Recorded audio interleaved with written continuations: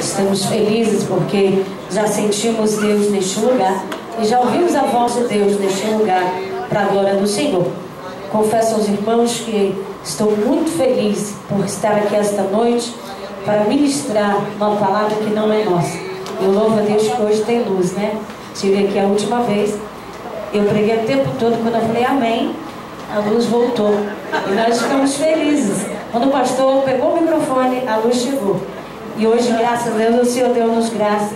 Hoje tem luz, tem duas luzes, a luz terrena que está iluminando e Cristo, que é o Cordeiro que ilumina. Louvado seja Deus.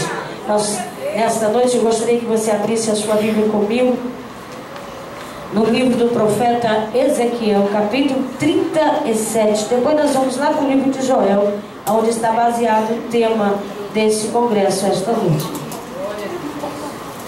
Livro do profeta Ezequiel, capítulo 37. Louvado seja Deus.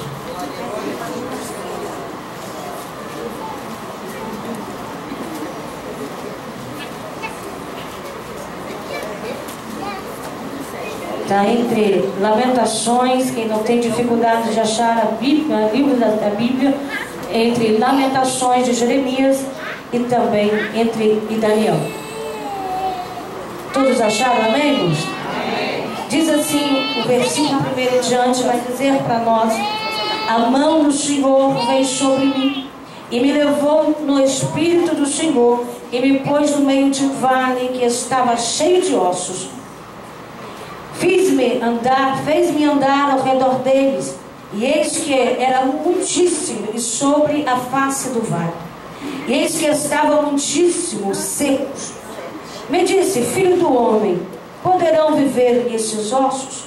E eu disse: Senhor, tu o sabes. Disse-me então: profetiza sobre esses ossos e diz a eles: ossos secos, ouve a palavra do Senhor. Assim diz o Senhor Deus: estes ossos, eis que eu farei entrar o fôlego e vos vivereis. E porei nervos sobre vós, e farei crescer carne em vós, e cobrirei de pele, porém em vós o espírito, e vivereis, e saberei que eu sou o Senhor. Joel capítulo 2, verso 1, vai dizer para nós o seguinte: tocai a trombeta em Sião, e em alta voz clamai ao meu santo monte, todos os moradores da terra, tremei, porque vem o dia do Senhor, e Ele está próximo. Amém? Podeis assentar. Louvado seja Deus. Estava ali falando com o Senhor. Nós temos alguns anos de ministério, mas geralmente todas as vezes que nós temos a responsabilidade de ministrar a palavra do Senhor, dá calafrio, as pernas tremem, porque uma palavra que nós vamos ministrar não é nossa. Se fosse uma palavra nossa, era bem fácil falar, contar a nossa história, encerra e vamos para casa. Mas hoje, nesta noite, nós não viemos contar a nossa história. Nós viemos ministrar uma palavra que não é nossa. Ela pertence ao Senhor. E a Bíblia vai dizer para nós: não queira vós, todos de vós, seja mestre, porque o juízo é maior. Então essa responsabilidade nos pesa sobre os nossos ombros. E a Bíblia diz que quem tem esta palavra, prega ela com verdade.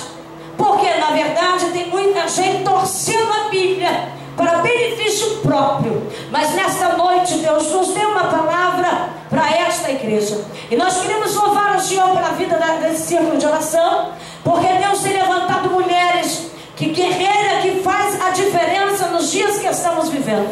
Dia esses que não é fácil estar na presença do Senhor, mas Deus, pela sua misericórdia, ainda tem sustentado mulheres, homens de Deus, para ministrar a verdade do Senhor. Bendito seja o nome do Senhor para sempre. E agora nós estamos diante de uma palavra poderosa, conhecida pela igreja, sobre a vida deste homem, deste profeta. Deus agora, quando Nabucodonosor invade Judá, leva-se a primeira leva, Daniel vai na primeira leva, porque Nabucodonosor precisava dos príncipes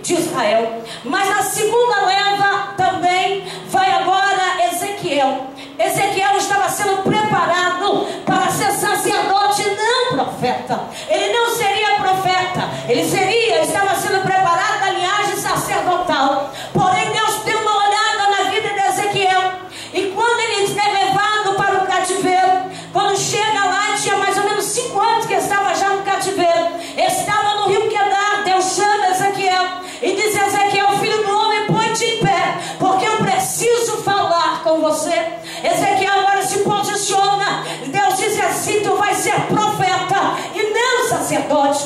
Por que sacerdote? Porque sacerdote, ele tinha uma vida mais tranquila, ele era mais amado do povo, porque o sacerdote ouvia do povo e levava a Deus. Mas o profeta não. O profeta pegava de Deus e trazia ao povo. E agora, ele prepara agora, vem de ser sacerdote.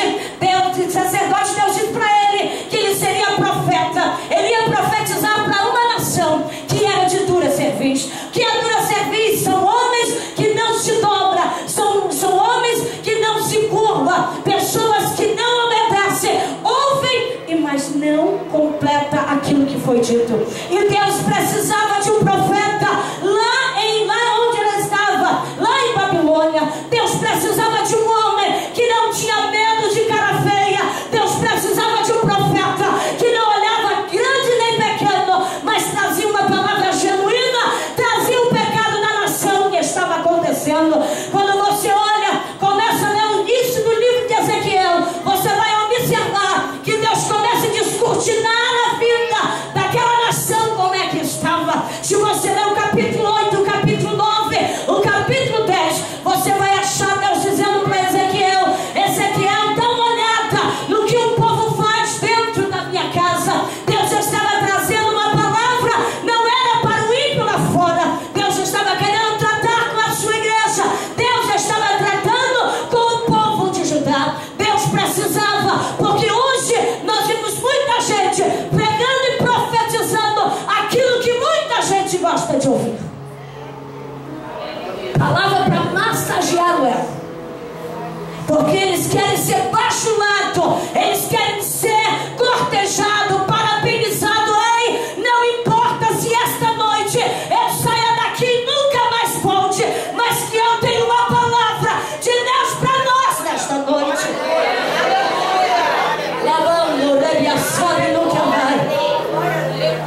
Porque nesta noite Deus está dizendo que o dia do Senhor está próximo e precisamos ouvir a palavra do Senhor, uma palavra pura, uma palavra genuína.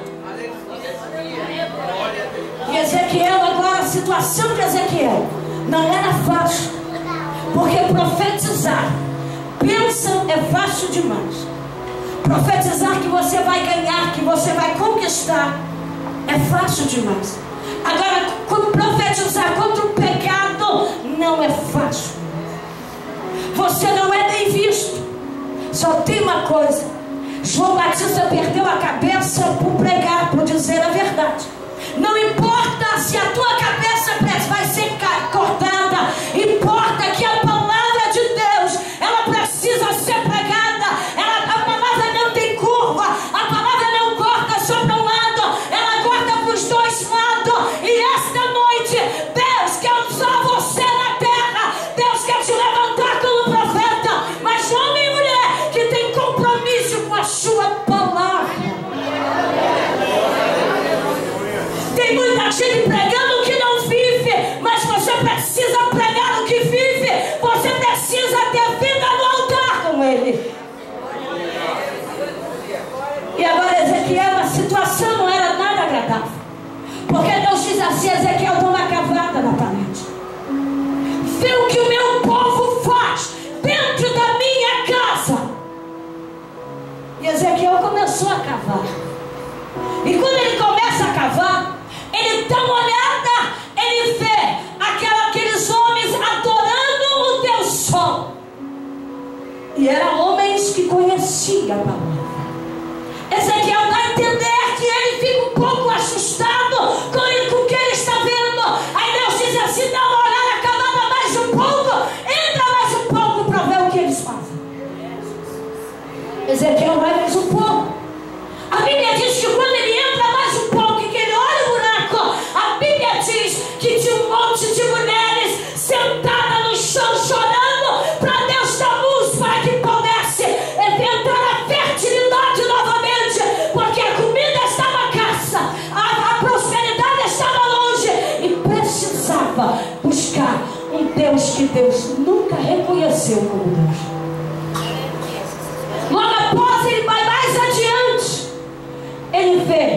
os homens, os anciãos da igreja, adorando, virados de costa para o altar e adorando outros deuses.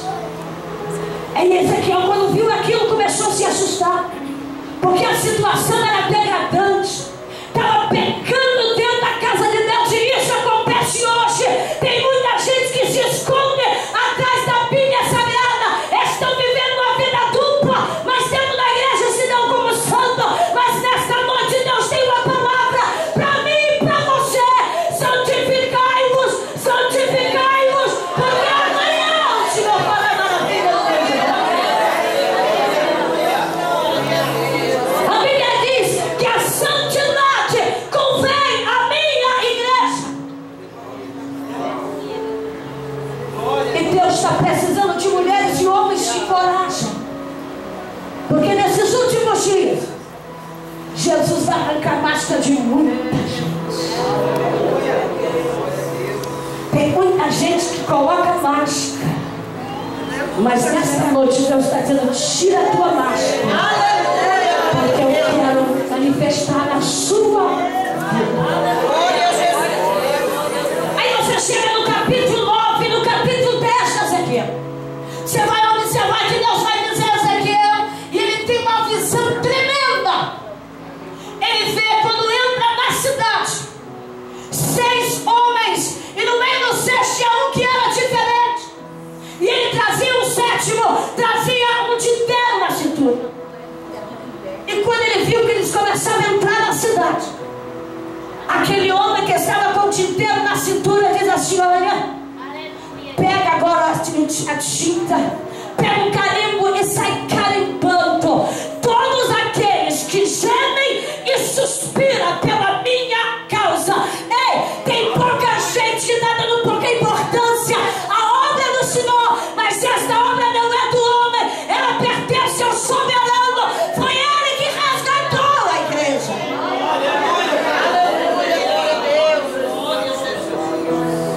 Todo aquele que geme e suspira pela minha obra. Tem gente que no século que estamos vivendo, ele tem carteirinha de membro, ele é dizimista na igreja, ele é até um bom dizimista, ele é cultacível nos cultos, mas está nem aí para aquilo que é de Deus. Estão pegando o que é santo e tornando ele achando que é profano. Mas tem uma coisa, a Bíblia vai dizer para mim e para você: outra vez vereis a diferença entre quem serve e quem não serve, entre o justo e o injusto. Deus não vai deixar a obra se escandalizar por sua causa. A obra de Deus, ela é santa. Esta obra aqui, ela é pura, ela é imaculada. Ela não pertence a homem na terra, ela pertence a um Deus que é todo poderoso. Tenha cuidado com a obra que você faz de qualquer jeito. Cuidado com aquilo que você está botando a mão, porque isso aqui pertence a ele, não pertence ao pastor da igreja. Não foi ele que morreu, foi ele, Jesus de Nazaré.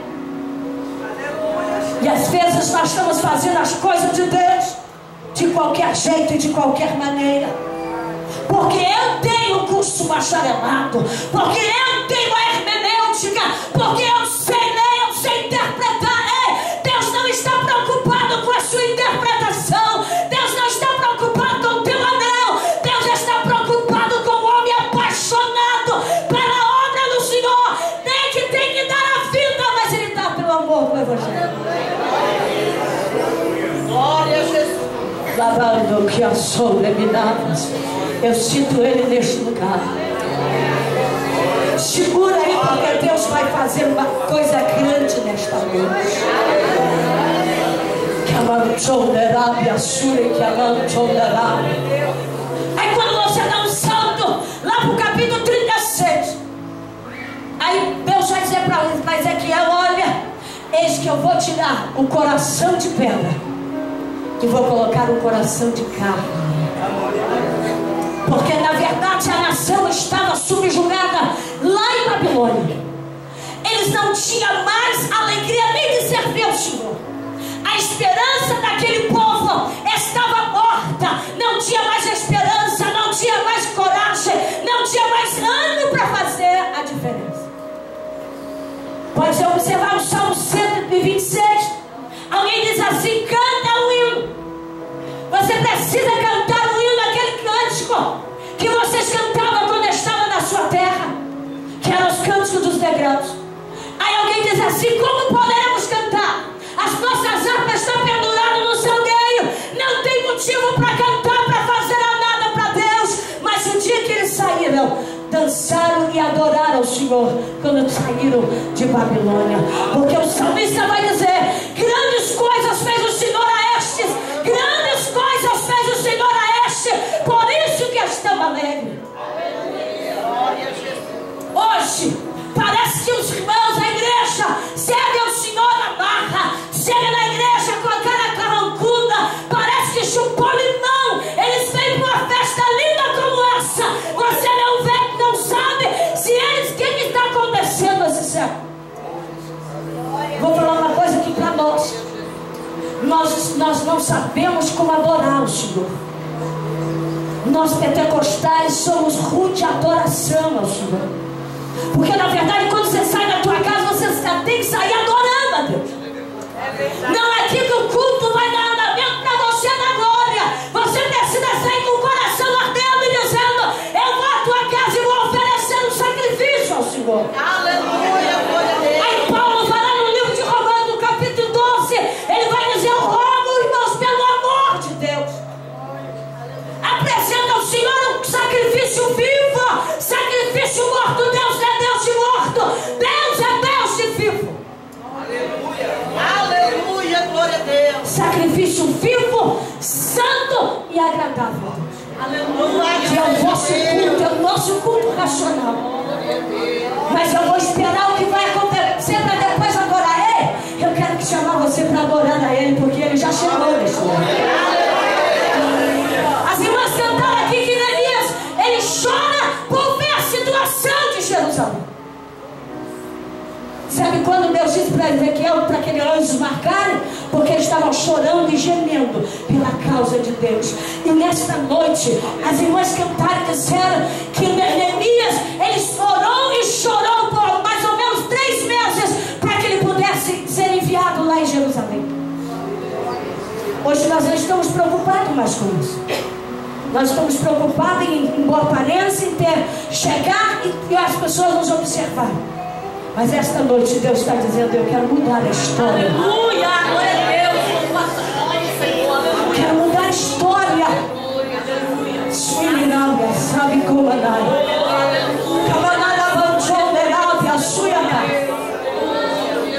Aí agora Deus, no capítulo 37, Ele pega Ezequiel em visão e coloca Ezequiel no meio de um vale. Irmãos, parece que é coisa de louco profetizar em vale. Profetizar numa igreja linda como essa é fácil. Agora no vale não é nada fácil. E Deus leva Ezequiel e manda ele dar uma volta no vale. Não era um vale pequeno, viu? Era grande demais, porque era a Israel que estava lá naquele deserto. Um monte de ossos. Era o exército de Israel que estava mortos espiritual. É o que nós estamos vendo nos dias de hoje. Nós nos ajudamos e às vezes saímos como entramos, porque entramos vazio e saímos vazio da casa de Deus. Estamos secos, estamos sequíssimos. Aí você vai dizer que a Joel vai mandar que você vai jejuar, vai chorar, para que Deus derrame o avivamento sobre a igreja do século 21. E Deus fala com Ezequiel: poderão viver esses ossos? Não era o ímpio lá fora, era a igreja, era Judá que estava morto. Porque quando eles foram para o cativo, quando eles estavam em Babilônia, eles acharam que nunca mais voltaria para a sua terra natal. Não tinha mais esperança de retornar. Mas Deus tinha dado uma palavra para Jeremias no capítulo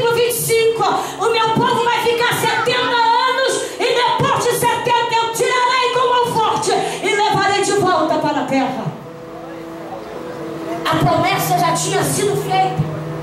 Só que nós, seres humanos, acreditamos no presente. Quando falamos no futuro, nós não cremos no futuro que vai acontecer. E eu estou ministrando para pessoas aqui esta noite que tem promessa no Senhor, mas ainda não se posicionou, porque não crê naquilo que foi dito. Deus está dizendo para você: eu posso todas as coisas. Eu sou o Senhor, o mesmo Deus ontem, hoje e eternamente. E a Bíblia diz que Ele não é filho do homem para que minta, e nem filho do homem para que se arrependa. Falando Deus, não cumprirá. Nós estamos faltando a palavra crer, acreditar no impossível. Nós estamos aí vivendo uma crise no Brasil. Aí está todo mundo apavorado porque o desemprego tem batido em muita porta. A situação tem saído do controle da presidente. Não sabe mais o que fazer. Mas a igreja não, ela triunfa. Sabe por quê? Porque quem está na frente não é a Dilma, não é PT, não é ninguém. Ela foi fundada em cima de Cristo. E as portas do inferno não prevalecerão contra ela.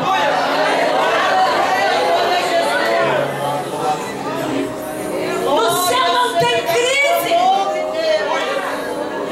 A igreja vai triunfar no meio dessa diversidade. O salmista, o Salmo 91, ele diz: aquele que habita no esconderijo do Altíssimo, a sombra do Onipotente descansará. Aleluia, glória a Deus. Então para a igreja tem porta aberta, para a igreja tem prosperidade, para a igreja tem, porque Ele é o Senhor, o provedor da igreja. Aí Deus disse para Ezequiel: poderá viver esses ossos. Era seco demais, irmão. Estava tão seco que estava já, pegava aqueles ossos, fazia, estava esfarelando.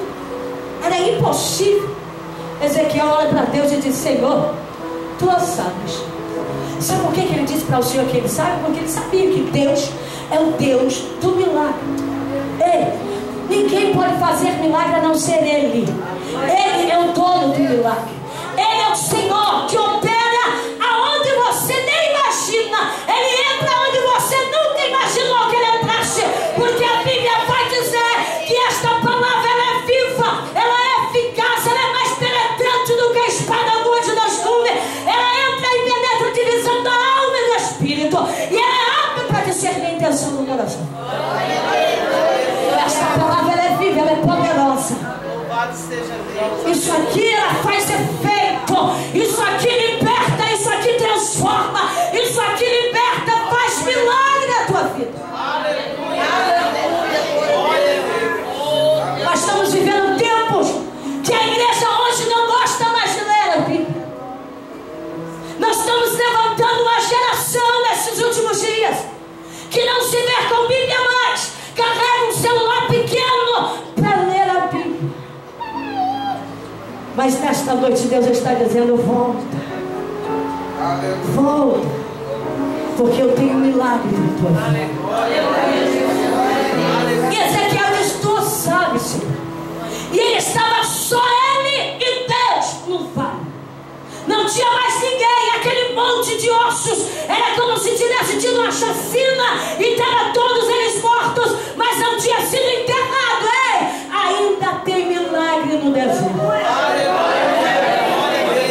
Ainda você está no vale, tem milagre. Deus já está no vale com você. Jeremias, no capítulo 18, ele diz que Ele não desiste de você, ainda que possa trincar as mãos, ainda que possa quebrar, mas Ele junta novamente, amassa de novo e faz um outro vaso. Porque Ele é fiel, Ele te ama, Ele te entende, Ele conhece a tua vida, a tua estrutura e sabe que nós somos pó. E Ezequiel deu uma olhada. Com certeza o coração de Ezequiel bateu forte, viu? Ele não estava no lugar que ele gostaria de estar. Imagina Deus te transportar hoje, você ir lá para um cemitério, profetizar dentro de um cemitério. você não vai ficar muito satisfeito, porque o seu interno é lugar de profeta. Mas quando Deus tem milagre lá no deserto, Deus vai nos conduzir para o vale. E nós estamos precisando que Deus penetre no vale que nós estamos vivendo nesses últimos dias. Porque um dia aquela mulher samaritana diz assim: Senhor, aonde vamos adorar? Nosso pai Jacó disse que era aqui no monte de Gerizim. Vocês dizem que é lá em Jerusalém. Aonde vamos adorar? Ele disse assim: vendinhos, que os verdadeiros adoradores adorarão o Pai em espírito e em verdade.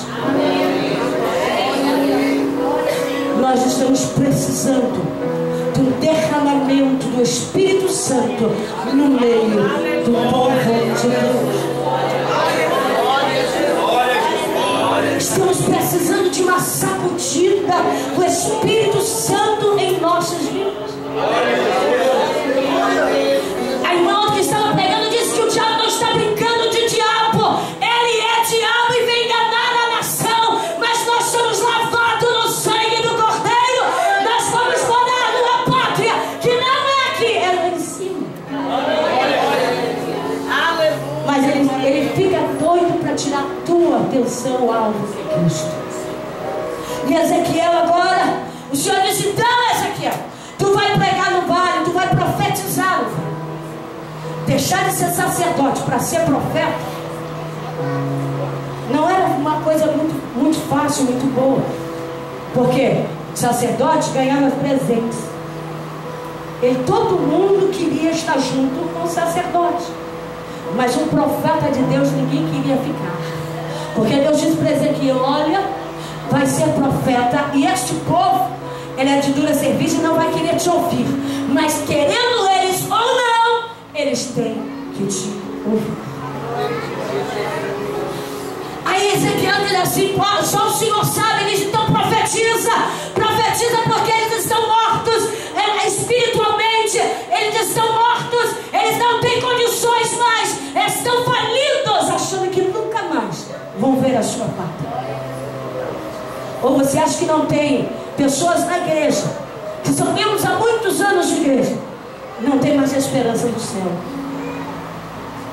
E isso é triste, irmãos, porque Jesus está voltando. Jesus está às portas. E nós estamos vendo o juízo de Deus sobre o Brasil, porque Jesus está dizendo: eu estou voltando, eu estou chegando. E eles brincaram, eles arrumaram leis para tentar prejudicar a igreja, para tentar fazer com que a igreja corrompa-se. Mas nesta noite Deus está dizendo: mas as minhas mãos estão sobre a igreja. A igreja é santa e a noiva do Cordeiro, e é lá que nós queremos morar. Quem tem essa esperança, adore Ele esta noite.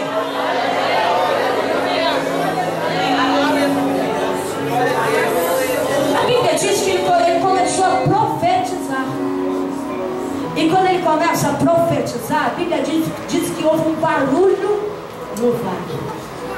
Eu imagino que Ezequiel tomou um susto. Tinha voz nenhuma. A única voz que eu soava lá era a voz do mestre. De repente ele ouve um barulho, um ruído. E a Bíblia diz que juntou ossos com seus ossos e formou um esqueleto. Estavam todos mortos. Não tinha vida. E a Bíblia diz que começou a crescer neles nervos, começou a dar tendões, começou a nascer carne e começou a ter pele. Mas isso não era importante, porque a Bíblia diz que ainda não tinha vida. Aí agora o Senhor diz assim: Ezequiel, poderão viver? Ele disse: tu sabe. Aí o Senhor disse: então você vai profetizar aos quatro ventos da terra, para que sopre neste vale, porque a vida vai chegar neste lugar. Ele começa agora a profetizar. Ele profetiza os quatro ventos da terra. Ele estava chamando o Espírito Santo para soprar, o mesmo Espírito que estava lá no início da criação do mundo,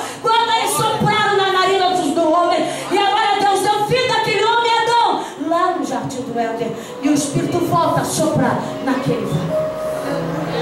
E quando ele começa a soprar, começa a levantar um exército. Ei, tinha um exército morto naquele lugar. E eu quero ver se você tem vida aqui esta noite.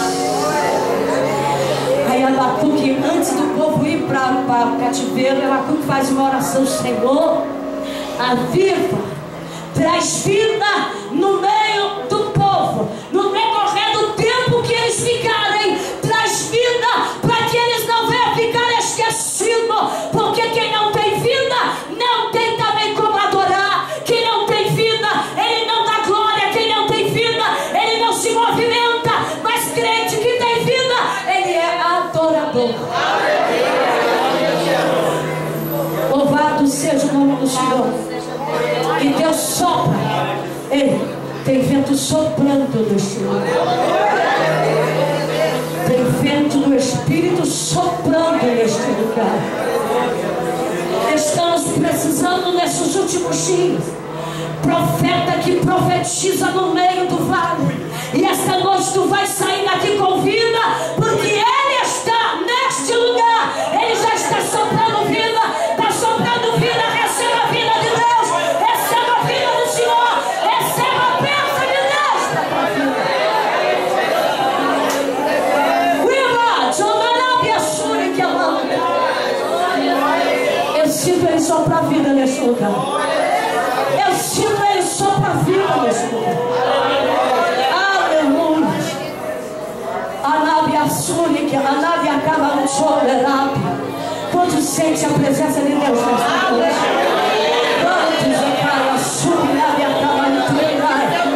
Ele é Deus que pode fazer nesta noite da tua vida você sair daqui vivo para a glória de Deus. Avivamento não é você sair correndo na igreja. Avivamento não é colocar a cadeira, o banco nas costas e sair correndo, gritando, não. Avivamento é você e eu dar marcha ré na nossa vida. É dar uma volta e ver que nós precisamos da dependência de Deus. É saber que Ele pode fazer na minha vida e na sua aquilo que ninguém pode fazer. Aí eu estava observando o livro de Joel. Joel, quando começa a observar, Deus começa a usar ele profético. Ele começa a observar que a situação não era nada agradável. Porque Ezequiel só tem 3 livros, 3 capítulos, só que divide em dois tempos. Primeiro ele fala sobre a situação que Israel tinha entrado. Porque entra 4 migradores que destrói, come tudo, mata tudo. Sabe o que acontece? Quando os gafanhotos chegaram e destruíram todas as plantações, não tinha mais farinha, não tinha azeite e não tinha vinho. Como é que ia ofertar alguma coisa ao Senhor? Como é que ia levar sacrifício ao Senhor se não tinha farinha para fazer, se não tinha a uva para fazer o vinho, se não tinha a azeitona para fazer o óleo?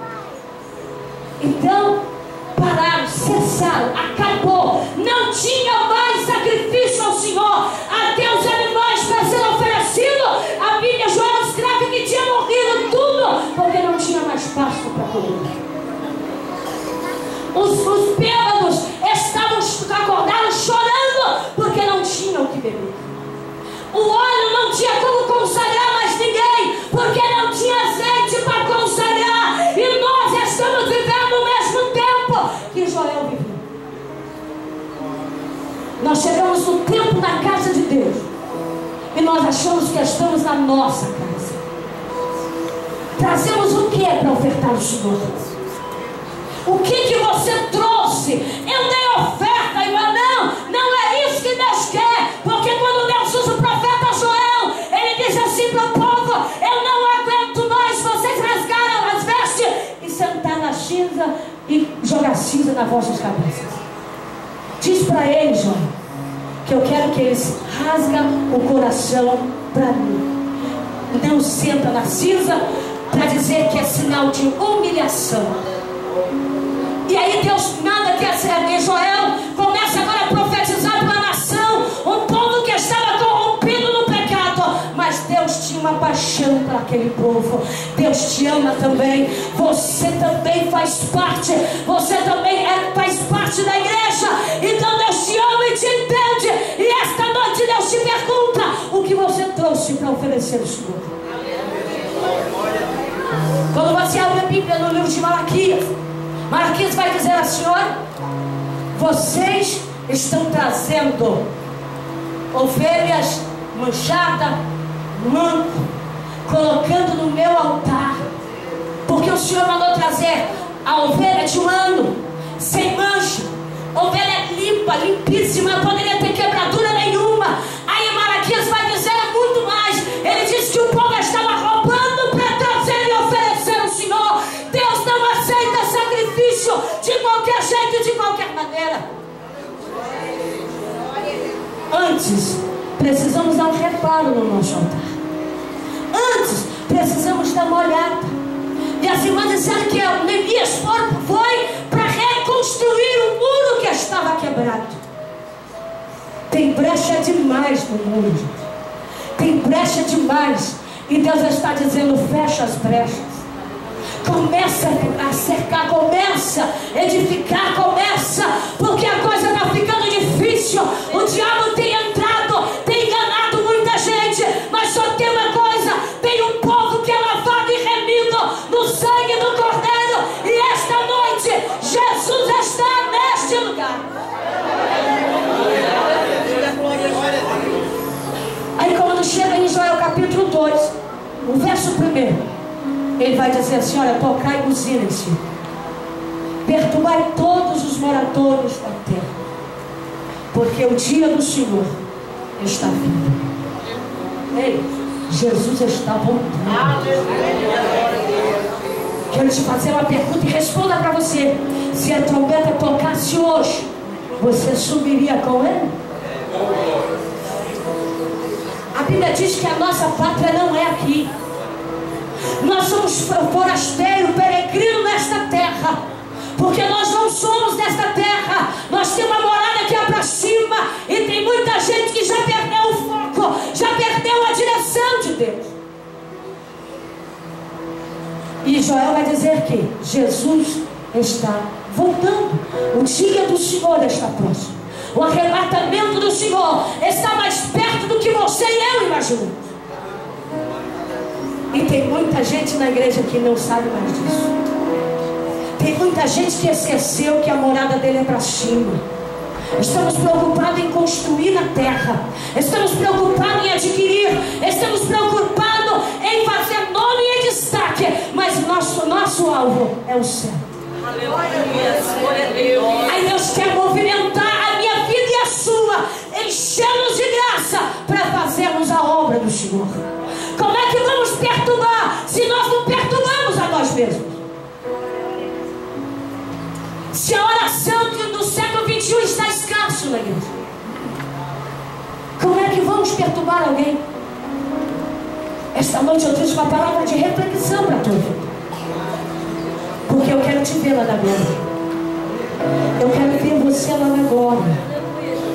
Porque eu quero ver você no arrebatamento da igreja. E não demora. E não demora. Porque eu espero Jesus hoje. É hoje que eu espero. E se a trombeta tocar esta noite, eu quero ter uma Deus ao mundo de horror e ir para a glória com ele. Olhos, nós precisamos nos preparar para encontrar com ele. A Bíblia diz isso: prepara-te, ó Israel, para encontrar com o Senhor teu Deus. E nós precisamos disso. E nós estamos precisando de voltar ao altar de Deus para buscar a presença de Deus. Segundo Crônicas, no capítulo 7, versículo 14, ele vai dizer para mim e para você: se esse povo que me chama pelo meu nome humilhar, orar e buscar a minha face, se converter nos seus maus caminhos. Aí tem uma promessa para mim e para você: então eu vou ouvir do céu as vossas orações vou sarar a sua terra. Tem muita gente infrutífera na igreja. Ele não produz mais nada, ele está morto. Mas Jesus quer te renovar nesta noite. Ele quer fazer milagre na tua vida. Ele quer fazer milagre no teu casamento. Ele quer fazer milagre na vida do teu filho. Ele quer mudar a história da tua família. Mas eu e você precisamos voltar para o altar de Deus. É tempo de dar meia volta. E eu vou olhar atrás do que nós estamos fazendo. Porque Ele está voltando. Porque Deus quer um povo diferente. Só que nós estamos vivendo envolvidos neste mundo de perdição. E a Bíblia vai dizer para nós que quem ama o mundo, o amor do Pai não está nele. Aí João vai na sua epístola, lá no capítulo 2, verso 18, ele vai dizer: filhinhos, já é a última hora. Isso foi escrito há mais ou menos 2000 anos atrás. Se ele tivesse hoje escrevendo, ia dizer para mim e para você: filhinhos, já falta alguns segundos para Jesus arrebatar a sua igreja. Ficamos de pé nesta noite.